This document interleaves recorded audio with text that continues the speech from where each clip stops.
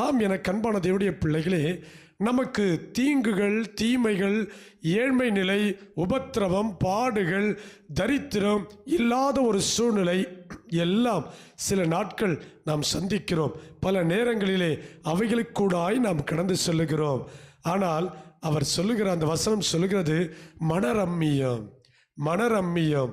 நீங்கள் மனதிலே போதும் என்கிற ஒரு உணர்வு, மனதிலே எனக்கு கர்த்தர் கொடுத்தது போதும், அனுமதித்ததே போதும், தேவன் எனக்கு பாராட்டின கிருபை எனக்கு போதும், தேவன் எனக்கு தந்த இந்த ஈவே எனக்கு போதும் என்று போதும் என்கிற மனது, அந்த மனரம்மியம் தான் நித்திய விருந்து.